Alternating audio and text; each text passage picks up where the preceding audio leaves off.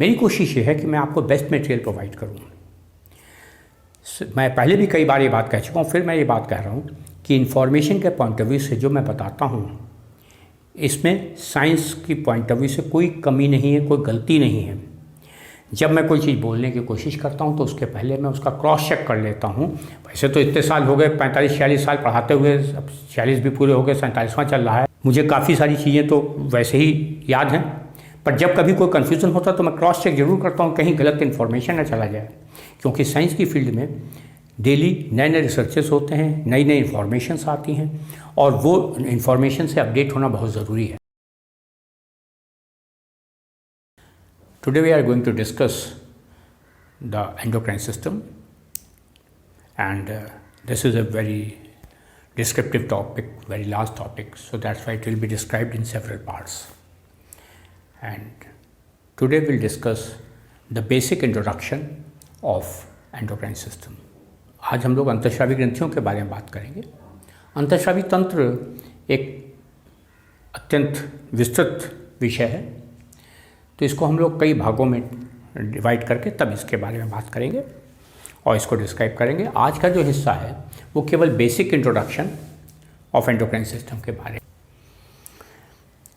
Actually जब animals में nervous system का डेवलपमेंट नहीं हुआ था, उसके पहले जैसे कि प्रोटोजोआ में, पोरीफेरा में, वहाँ पर वो जो भी प्रतिवर्ती क्रियाएँ दर्शाते थे वो केवल रसायनों की सहायता से होती थी, और यही रसायनों का तंत्र था जो अनुकूलन बनाए रखने वाला एक चक्र जो था, यही विकसित होते होते बाद में विकसित अंतःस्रावी ग्रंथि के रूप में या अंतःस्रावी तंत्र के रूप में विकसित हुआ।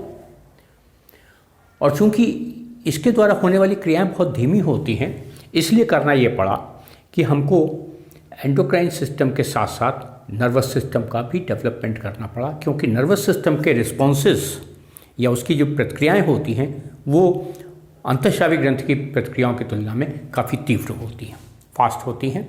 तो हम लोगों के केस में, हायर एनिमल्स के केस में, नर्वस सिस्टम और एंडोक्राइन सिस्टम दोनों ही मिल करके काम करते हैं।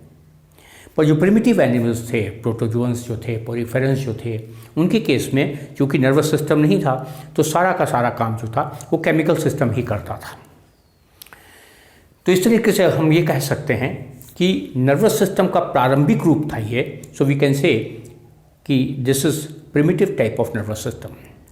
As in the case of the protozoans, in the case of the poriferans, there was no well organised nervous system, and for responsiveness for the reaction to the environment, those animals were using the chemical system, and that chemical system later on developed as the endocrine system in the higher animals. And simultaneously, because the reflexes or the responses by the endocrine system was quite slow, so nervous system was also developed for rapid responses. And in the case of the most of the higher animals like us, or in the most of the chordates, both endocrine system and nervous system work together in coordination to each other. This nervous system was actually first described in a basic way by Berthold in 1848. Berthold described that how if in a castrated dog the testes are being planted or implanted, in that very case the behavior of the dog changes. If we remove the gonadal organs from any dog, then there's a significant change in its behavior. सबसे पहले जो प्रारंभिक ज्ञान जो मिला वो बर्थोल्ड ने थोड़े से अध्ययन किए। उनको ये नहीं मालूम था ये एंडोक्राइन सिस्टम के बारे में अध्ययन कर रहे हैं, पर उन्होंने ये देखा, ये पाया कि वो कुत्ते जिनका बंधीकरण किया गया था, जिनकी टेस्टीज रिमूव कर दी गई थी, जब उनमें टेस्टीज दोबारा इम्प्लांट की गई तो उनके व्यवहार में परिवर्तन आया। जिन कुत्तों के शरीर से टेस्टीज निकाल ली गई उनके व्यवहार में भी परिवर्तन आया। तो इससे ऐसा प्रतीत हुआ कि there is something in the body और in the testes which is actually coordinating the behaviour of organism. और ये प्रिमिटिव स्टडीज़ थी जो कि बर्थोल्ड ने की थी 1848 में, और ये पहली स्टडीज़ थी। इसके बाद फिर आपने बहुत नाम सुना होगा एडिसन का। थॉमस अल्वा एडिसन जो थे, इन्होंने कुछ अध्ययन किए, और वो अध्ययन जो थे they were actually based on the secretions of the adrenal glands which were named as later on named as adrenal corticoid hormones. These hormones, when were not secreted in sufficient quantity, they were capable of causing a certain type of disease, and that disease was later on named as the Addison disease. Edison ने पहली बार ये देखा कि जो adrenal ग्रंथि होती है, जब इस एड्रिनल ग्रंथि के श्रावण कुछ कम मात्रा में निकलते हैं तो लोगों में एक विशेष प्रकार के लक्षण उत्पन्न हो जाते हैं, कुछ रोग या विकार उत्पन्न हो जाते हैं, और इन्हीं लक्षणों विकारों को भविष्य में नाम दिया गया। बाद में जब आगे काम हुआ तो अब इसको नाम दिया गया एडिसन डिजीज़। तो एडिसन डिजीज़, चूँकि अभी भी एडिसन को ये नहीं मालूम था कि वो एंडोक्राइन सिस्टम पे काम कर रहे हैं या there is something like endocrine system, वो बस उन्होंने ऑब्जर्वेशन किया था कि एड्रिनल ग्लैंड के सिक्रीशंस जब कम क्वांटिटी में निकलते हैं तो वो एनिमल के में एक विशेष प्रकार के प्रॉब्लम्स जनरेट करते हैं या विकार उत्पन्न करते हैं या सिम्टम्स जनरेट करते हैं, जिसको एडिसन डिजीज़ कहा गया। जब बाद में भविष्य में एंडोक्राइन सिस्टम की एडवांस स्टडीज़ हुई तो उसके बाद जब काफ़ी जानकारी मिल गई, तो चूँकि पहली बार एड्रिनल ग्लैंड से निकलने वाले हार्मोन्स के बारे में सोचा था या बताया था एडिसन ने, इसीलिए इनको फादर ऑफ एंडोक्राइनोलॉजी भी कहा जाता है। So Addison is also called as father of endocrinology. इसके बाद एक साइंटिस्ट थे क्लाउडिया बर्नार्ड। क्लाउडिया बर्नार्ड जो थे, इन्होंने पहली बार ये देखा कि अगर टेस्टिस निकालने से कुछ होता है या एड्रिनल ग्लैंड से कुछ हो रहा है तो शायद अंदर ही अंदर कोई सिक्रीशन होते हैं। He was not well aware of that concept, but उनको लगा there are some sort of internal secretions which are capable of controlling the activities of an organism या बिहेवियर ऑफ एन ऑर्गेनिज्म। और उन secretions को उन्होंने नाम दिया, जो हाइपोथेटिकल अभी तक उनकी जानकारी में उनके बहुत विशेष विस्तृत ज्ञान नहीं था, पर उनको एक लगा कि वहाँ कुछ रसायन है, and he name them as internal secretions. उन्होंने उनको इंटरनल सिक्रीशंस का नाम दिया गया। अब होता क्या है, इंटरनल सिक्रीशन क्यों कहा गया? कि जब ग्लैंड के अंदर ही अंदर कोई सिक्रीशन होता है तो इंटरनल सिक्रीशन कहते हैं, तो इसलिए इनको नाम दिया गया। They were named as internal secretions because they are secreted internally and their function is also operating inside the body, so that's why they were named as internal secretion। और ये internal secretion इसलिए भी कहते हैं कि glands हमारी body में दो तरीके की होती हैं। One of the gland in which the secretions are being transported by help of a duct to other part where the action takes place, so those glands are named as exocrine gland। Exocrine gland जो होती हैं, इनमें जो secretions निकलते हैं ये duct से होकर के बाहर चले जाते हैं ग्लैंड से। तो चूंकि इनमें सिक्रीशंस बाहर निकल जाते हैं इसलिए इनको एक्सोक्राइन कहा गया, यानी external secretion. Exo for external, crine for the secretion, तो external secretion. And because there is a duct, so that's why they are also called as duct glands, and these are also called as exocrine glands. But the other glands which are named as endocrine glands, and in those glands there is a gland where secretions is secreted inside the gland, not outside the gland. That is not being transported by help of the duct, it is being transported by help of the blood. Secretions of the endocrine glands are being transported by help of the blood। जो अंतःस्रावी ग्रंथियाँ होती हैं, इनके जो श्रावण निकलते हैं ये ग्रंथि के अंदर ही निकलते हैं, और वहाँ से फिर ये ब्लड के द्वारा, रक्त के द्वारा एक स्थान से दूसरे स्थान पहुँचाए जाते हैं। तो यहाँ पर इनमें चूँकि सिक्रीशन इंटरनल है इसीलिए इसको नाम दिया गया एंडोक्राइन ग्लैंड, और चूँकि डक्ट नहीं है इसलिए इसको डक्टलेस ग्लैंड भी कहते हैं, और इन्हीं सिक्रीशंस को नाम दिया गया इंटरनल सिक्रीशंस, इन्हीं को इंटरनल सिक्रीशन कह दिया गया। अब ये जो डक्ट, इसमें जो विशेषता होती है that secretion of endocrine gland जो होते हैं, इनका टारगेट ऑर्गन हमेशा बॉडी से, जो जहाँ ग्लैंड होती है वहाँ से दूर होता है। जैसे कि पिट्यूटरी से हमारे ग्लैंड से जो सिक्रीशंस निकलते हैं वो सिक्रीशंस पिट्यूटरी से जाके थायराइड पे भी अटैक करते हैं, वहाँ पे रिएक्ट करते हैं, एक्ट करते हैं, वो जाकर के पैराथायराइड पे भी काम करते हैं, वो पैंक्रियास पे भी काम करते हैं, वो किडनी पे भी काम करते हैं, वो गोनैड्स पे भी काम करते हैं। तो इस तरीके से उनका सिक्रीशन पिट्यूटरी से होता है, पर उनके टारगेट ऑर्गन कहीं दूर होते हैं। पर इनके केस में हमेशा क्या होता है, सिक्रीशन जहाँ होता है उसके आसपास ही, बगल में ही कहीं उसके जो टारगेट ऑर्गन हैं, टारगेट स्ट्रक्चर्स हैं, टारगेट सबस्ट्रेट्स हैं, वो वहाँ मौजूद होते हैं, उन पर क्रिया होती है। जैसे कि आँखों वाली ग्रंथियों से जो आंसू निकलते हैं वो आँख में गए, आँखों को लुब्रिकेट करते हैं।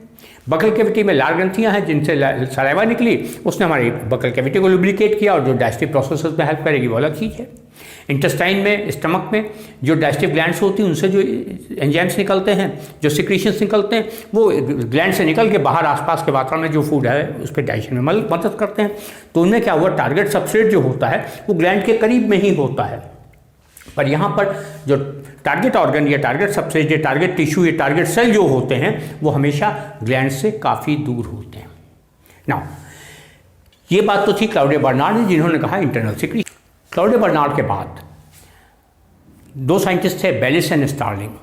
ये दोनों लोग काम कर रहे थे और इन लोगों ने 1902 में सिक्रेटिन हार्मोन का आइसोलेशन किया, जो कि ड्यूडेनम से निकलता है, जो गैस्ट्रोइंटेस्टाइनल ट्रैक्ट हार्मोन होता है। सिक्रेटिन हार्मोन के बारे में इन्होंने स्टडी करी और साथ ही साथ इन लोगों ने बताया कि ये जो हार्मोनल सिस्टम है, जिसके लिए अभी हार्मोन वर्ड यूज़ नहीं हुआ था, उन्होंने उस केमिकल सिस्टम का नाम रखा केमिकल मैसेंजर।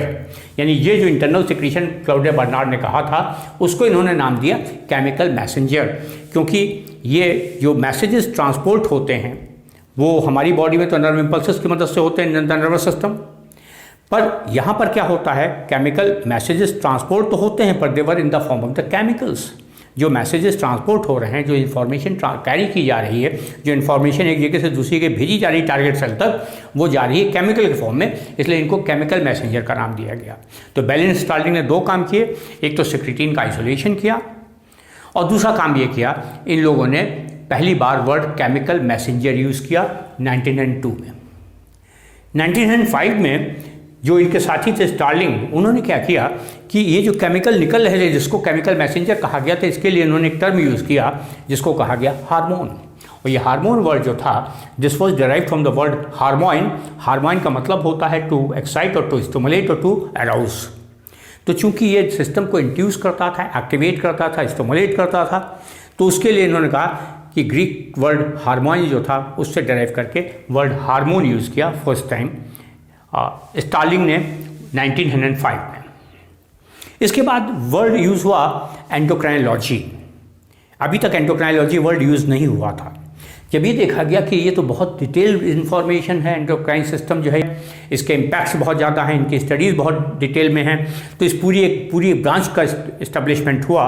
उस पूरी ब्रांच को कहा गया, साइंस की, बायोलॉजिकल साइंसेज की उस ब्रांच को कहा गया एंडोक्राइनोलॉजी। और ये एंडोक्राइनोलॉजी वर्ड जो था ये यूज़ किया गया था बाय निकोला एंड पेंडे इन 1909। तो 1909 में निकोला एंड पेंडे ने यूज़ किया वर्ड एंडोक्राइनोलॉजी। और जब ये वर्ड यूज़ हुआ इसके बाद तब जा कर के ये इनको कहा गया, एडिसन को, फादर ऑफ एंडोक्राइनोलॉजी। जब इसके पहले तो ये वर्ड ही चूंकि एंडोक्राइनोलॉजी नहीं था, इसलिए तब तो कोई सवाल ही नहीं पैदा होता। जब ये वर्ड कॉइन हो गया, जब ये वर्ड इस्टेब्लिश हो गया एंडोक्राइनोलॉजी, तब जा कर के थॉमस अल्वा एडिसन को कहा गया एंडोक्राइनोलॉजी, फादर ऑफ एंडोक्राइनोलॉजी। उनको नाम दिया गया फादर ऑफ एंडोक्राइनोलॉजी। हार्मोन्स जो होते हैं इनकी विशेषताएं क्या होती हैं कि all hormones are organic substances, और ये हार्मोन जो होते हैं ये लो मॉलिक्यूलर वेट के सब्सटेंसेस होते हैं। लो मॉलिक्यूलर वेट जब होगा तो जाहिर उनका एटॉमिक साइज भी छोटा हो जाएगा, मॉलिक्यूलर साइज भी छोटा हो जाएगा। And they are soluble in water और they are also diffusible through the plasma membrane. ये हार्मोन की पहली और मोस्ट इंपॉर्टेंट प्रॉपर्टी होती है। All hormones are organic substances, ये कार्बनिक रसायन होते हैं। दूसरी चीज़, इनका आणविक भार बहुत कम होता है, इसीलिए इनका आणविक आकार भी कम हो जाता है, छोटा हो जाता है। जब भार कम होगा तो आकार भी छोटा हो जाएगा। और ये जल में घुलनशील होते हैं। They are soluble in water, their molecular weight is very low, their atomic size is molecular size is also very small, and they are also soluble in water. ये जल में घुलनशील होते हैं। और साथ ही साथ these are diffusible through the plasma membrane. Hormones are diffusible through the plasma membrane. ये प्लाज्मा मेम्ब्रेन के आर पार आ जा सकते हैं। वो कब हो सकता है? जो प्लाज्मा मेम्ब्रेन में, जो आपको रॉबर्टसन मॉडल याद हो अगर, तो उसमें आपने पढ़ा था कि जो सेल्स होती हैं उनमें लिपिड और प्रोटीन के मॉलिक्यूल अरेंज होते हैं, उनके बीच में इंटरमॉलिक्यूलर स्पेसेस होते हैं। अब इंटरमॉलिक्यूलर स्पेस से कोई चीज़ पास हो सकती तभी जब उसका आकार छोटा हो। तो ये डिफ्यूजिबल होते हैं through the plasma membrane, PM for the plasma membrane. तो दीज केमिकल्स आर, जो हार्मोन्स हैं, what they are organic substances of low molecular weight, they are soluble in water and diffusible across the plasma membrane. इसके बाद what they actually the hormones do, hormones करते क्या हमारी body में, ये integrated system form करते हैं। They what they do, they coordinate the entire body, they integrate the entire body. ये इनमें बॉडी, शरीर के अंदर एक आंतरिक संतुलन, सामंजस्य बनाए रखने में सहयोग देते हैं, ये सहायक होते हैं। ये कंट्रोल करते हैं, क्या कंट्रोल करते हैं, they control the various metabolic reactions, physiological processes, biochemical processes of the target cell. जो टारगेट सेल होती है उसकी जैविक, रासायनिक और कार्यकी की प्रक्रियाओं पर प्रभाव डालते हैं। तो हार्मोन जो होते हैं, ये हार्मोन शरीर में आंतरिक संतुलन, सामंजस्य बनाए रखने में सहायक होते हैं। ये रसायन जो होते हैं ये कंट्रोल क्या करते हैं, ये जो टारगेट कोशिकाएं होती हैं, जिन कोशिकाओं के लिए हार्मोन बना है उनको टारगेट सेल कहा जाएगा। तो टारगेट को, जैसे पिट्यूटरी से निकलने वाला मान लिया कि एड्रेनोकॉर्टिकॉइड हार्मोन है, जो ACTH है, जो कि एड्रेनल ग्लैंड पे इफेक्ट डालता है, तो एड्रेनल ग्लैंड के सेल्स पे जाके उसका प्रभाव पड़ेगा। जो FSH हार्मोन निकलता है पिट्यूटरी से, वो FSH हार्मोन का इफेक्ट कहाँ पड़ेगा, वो जाकर के पड़ेगा ओवरी पर, और फॉलिकुलर सेल्स की एक्टिविटी को कंट्रोल करेगा वो। तो ICCH हार्मोन क्या करेगा, वो टेस्टिस पे उसका इफेक्ट पड़ेगा, इंटरस्टिशियल सेल्स की एक्टिविटी पर। यानी कि सिक्रीट कहीं और होते हैं, टारगेट ऑर्गन का कहीं और होता है, और जहाँ भी टारगेट ऑर्गन होता है उस टारगेट ऑर्गन की मेटाबॉलिज्म को, यानी उसकी फंक्शनिंग को, उसके फिजियोलॉजिकल प्रोसेसेस को, उसके बायोकेमिकल रिएक्शंस को कंट्रोल करेंगे, उनको कोऑर्डिनेट करेंगे, और उसके बाद वो उसका इम्पैक्ट जो है, उसका प्रभाव जो है वो उत्पन्न होगा। तो that's why we can say the hormones coordinate, integrate, control various metabolic processes, physiological processes, biochemical reactions of the target cells, and they are also called as chemical messenger. ये केमिकल मैसेंजर तो है, वो तो Bayliss पहले ही बता चुके थे। Bayliss and Starlink ने पहले ही कहा था कि their name, provisional name was given as chemical messenger. ये केमिकल मैसेंजर के रूप में जाते हैं, और इसके बाद ये जाके कई तरीके से काम करते हैं। उनका हम लोग नेक्स्ट लेक्चर में डिस्कस करेंगे। या तो प्लाज्मा मेम्ब्रेन की सतह से अटैच हो जाते हैं, या सेल के अंदर चले जाते हैं, अंदर जाके जेनेटिक सिस्टम को कंट्रोल करते हैं। तो इनके कई तरीके से काम होते हैं, वो हम लोग कभी बाद में बात करेंगे नेक्स्ट लेक्चर में।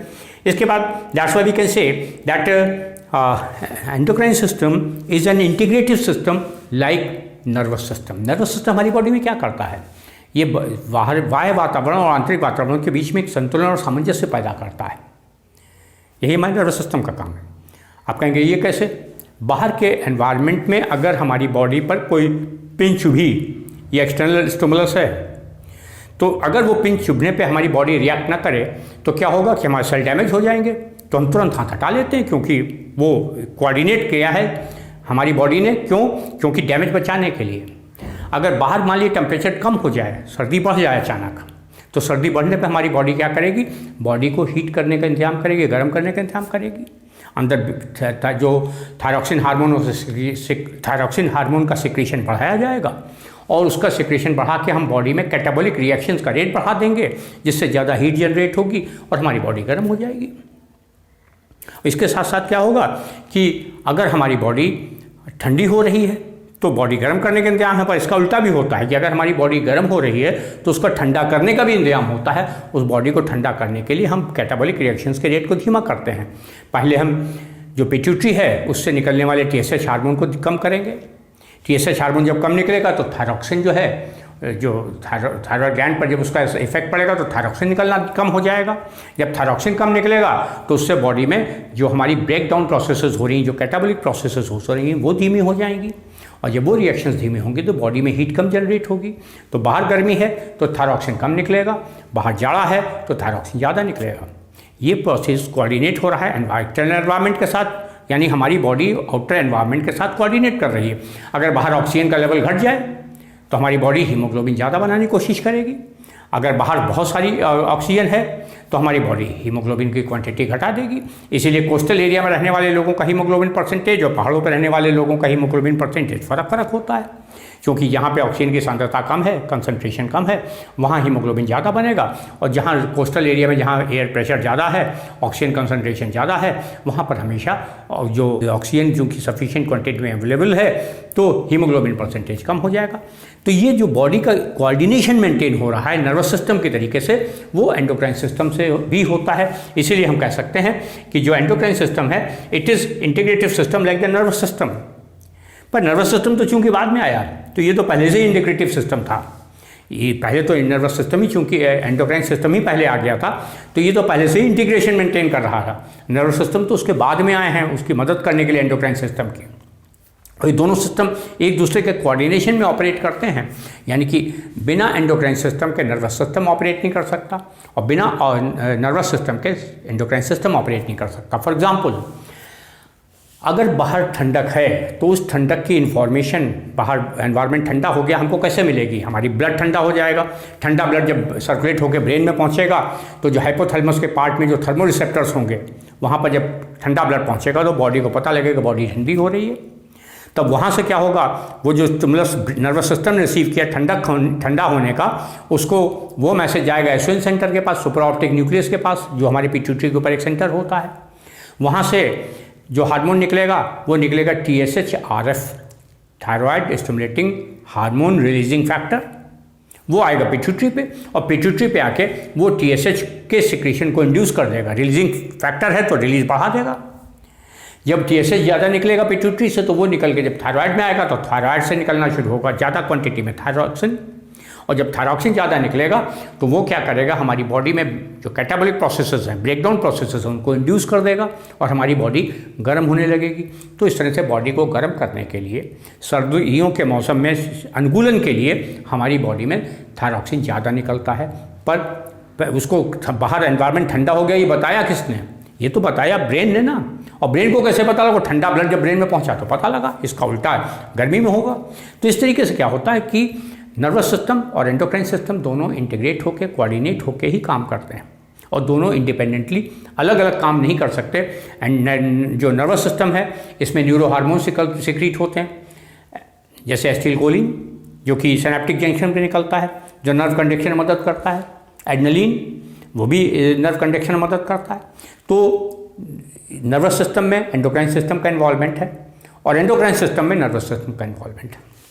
और लास्टली कि ये जो एंडोक्राइन सिस्टम, ये हम पहली लाइन में बता चुके थे, endocrine system is said to be the most primitive type of the nervous system.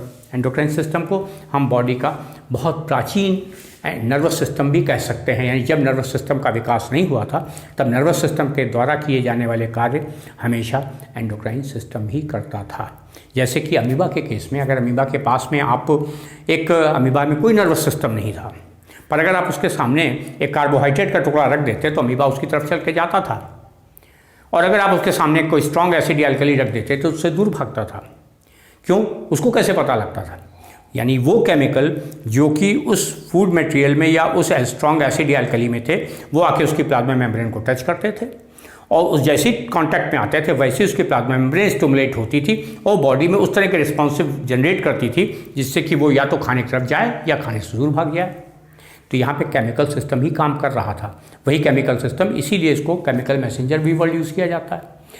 तो आज हम लोग इतनी बात करेंगे। नेक्स्ट अभी क्योंकि ये काफ़ी बड़ा टॉपिक है तो कई टुकड़ों में डिवाइड करेंगे। नेक्स्ट पार्ट जब हम डिस्कस करेंगे तो दूसरी बातें करेंगे। But again I want to request you, भाई ना तो सब्सक्राइब्स पढ़ रहे हैं, ना लाइक्स पढ़ रहे हैं, ना कोई कमेंट आता है। और मेरी कोशिश ये है कि मैं आपको बेस्ट मटेरियल प्रोवाइड करूँ। मैं पहले भी कई बार ये बात कह चुका हूँ, फिर मैं ये बात कह रहा हूँ कि इन्फॉर्मेशन के पॉइंट ऑफ व्यू से जो मैं बताता हूँ इसमें साइंस की पॉइंट ऑफ व्यू से कोई कमी नहीं है, कोई गलती नहीं है। जब मैं कोई चीज़ बोलने की कोशिश करता हूँ तो उसके पहले मैं उसका क्रॉस चेक कर लेता हूँ। वैसे तो इतने साल हो गए, 45-46 साल पढ़ाते हुए, अब 46 भी पूरे हो गए, 47वां चल रहा है, कि जब मुझे काफ़ी सारी चीज़ें तो वैसे ही याद हैं, पर जब कभी कोई कन्फ्यूज़न होता तो मैं क्रॉस चेक जरूर करता हूँ कहीं गलत इन्फॉर्मेशन ना चला जाए। क्योंकि साइंस की फील्ड में डेली नए नए रिसर्चेस होते हैं, नई नई इन्फॉर्मेशंस आती हैं और वो इन्फॉर्मेशन से अपडेट होना बहुत ज़रूरी है। दूसरी चीज़ ये कि जो हम बता रहे हैं वो टेक्निकली बिल्कुल परफेक्ट हो। तो मेरी कोशिश हमेशा ये होती है, मैं ज़्यादा ड्रामेटाइज़ नहीं करता, ज़्यादा आपको मनोरंजक ढंग से नहीं पढ़ाता। ये मैं जानता हूँ कि बहुत मनोरंजन आपका नहीं करता हूँ मैं, पर चूँकि मनोरंजन में मुझे लगता है कि जो विज्ञान के विषय होते हैं उनमें एंटरटेनमेंट जो होता है वो कंसंट्रेशन को ब्रेक करता है। आपको हमेशा वही अर्जुन के तरीके से एक चिड़िया की आँख ही देखनी है, तभी काम चलेगा। आप जब पढ़ रहे हैं, जब कॉम्पिटिशन की तैयारी कर रहे हैं, you must be so concentrated to your subject कि आपको उस समय जिस समय पढ़ रहे हैं उस समय आपका सारी, जो हम अक्सर क्लास में कभी कभी बच्चों से कहते थे कि जैसे सैटेलाइट जो होता है उसमें सोर्स ऑफ एनर्जी उसके सोलर पैनल्स होते हैं, और वो सोलर पैनल पूरे खुले रहते हैं, जितनी भी रेडिएशन पड़ते हैं वो सब एब्जॉर्व करता रहता है ताकि उसकी अपनी एक्टिविटीज़ प्रॉपर्ली चलती रहें। वही बात मैं कहता हूँ कि जब बच्चे पढ़ रहे हैं, जिस समय आप लोग पढ़ते होते हैं, उस समय आपका सारा कंसंट्रेशन केवल टॉपिक पर होना चाहिए, बताई गई बात पर होना चाहिए, और उसको एसिमुलेट करते जाइए। एसिमुलेट वर्ड में जो स्वांगीकरण वर्ड हिंदी में यूज़ होता है भोजन के पाचन के लिए, मैं उसका प्रयोग कर रहा हूँ कि एसिमुलेट कीजिए। यहाँ सुनिए नहीं, रटिए नहीं, उसको क्रैम मत कीजिए, उसको एसिमुलेट कीजिए। वो इस तरह से समझने की कोशिश कीजिए कि आपके दिमाग में बैठ गया, ज़िंदगी में दोबारा निकलेगा नहीं। और वो तभी होता है जब अध्ययन के समय आपकी एकाग्रता होती है। आप जो कुछ भी पूछना चाहें, मैं कई बार कह चुका हूँ पहले भी, फिर बता रहा हूँ कि मेरे फ़ोन नंबर डिस्क्रिप्शंस में दिए हैं। अगर आपको दुनिया के किसी भी कोने में आप रहते हैं, पर दिन और रात का ध्यान रखिएगा कि जिस समय मैं सो रहा हूँ उस समय, जाहिर है कि अगर आप अमेरिका से फ़ोन करेंगे तो उस समय मैं सो रहा हूँगा, तो दिन और रात का ध्यान रखते हुए दुनिया के किसी कोने से आपका कोई भी सवाल है, मैं 2 माध्यमों में आपको एक्सप्लेन कर सकता हूँ, हिंदी और अंग्रेज़ी में। हिंदी में भी आपको प्रॉपर ढंग से, मैं अच्छी तरीके से हिंदी में भी आपको अच्छी तरह से समझा सकता हूँ, और आपको अंग्रेज़ी में भी समझा सकता हूँ, क्योंकि यही 2 भाषाएं मुझको अच्छी तरह से आती हैं। वैसे तो भाषाएं और भी आती हैं, मगर जिन भाषाओं पे कमांड है वो केवल भाषा में हिंदी और अंग्रेज़ी है। तो आप कहीं से भी हैं, अगर आपको प्रॉब्लम है तो आप हिंदी या अंग्रेज़ी में अगर आप समझना चाहते हैं, तो चाहे आप कश्मीर से लेकर कन्याकुमारी तक कहीं रहते हों, या कच्छ से लेकर के नागालैंड तक या मेघालय तक कहीं रहते हैं, अगर आपको कुछ भी पूछना है तो आप पूछ सकते हैं। मेरे फ़ोन नंबर पर मुझे कॉल कीजिए, टाइम फिक्स कीजिए, और मैं किसी भी चीज़ को बताने के लिए किसी तरीके की कोई, ना तो कोई आपको भुगतान करना है, ना कोई पेमेंट करना है। मैं केवल इतना चाहूँगा कि बस जब मुझे सुविधा होगी, जिस समय मेरे पास समय है, उस समय मैं आपको बता सकता हूँ। आप चाहेंगे तो ऑनलाइन भी बता दूँगा, आप चाहेंगे तो जो लोकल लड़के हैं, लोकल अगर कोई है, मैं लखनऊ में हूँ, तो अगर लोकल में कोई है तो लोकल आकर के ऑफलाइन भी कर सकता है। अदरवाइज़ ऑनलाइन डिस्कशन के लिए हमेशा अवेलेबल हूँ मैं। और साथ ही साथ जो है वो, अगर आप चाहेंगे तो जैसे कि लाइव डिस्कशन करते हैं वैसे भी हम लोग कर सकते हैं। जो कुछ भी आपको पूछना है आप पूछें, पर पढ़ें। और पढ़ना बहुत आसान काम होता है, बस केवल एकाग्रता चाहिए होती है। Thank you very much. Next time हम लोग किसी और लेक्चर से बात करेंगे। Thank you.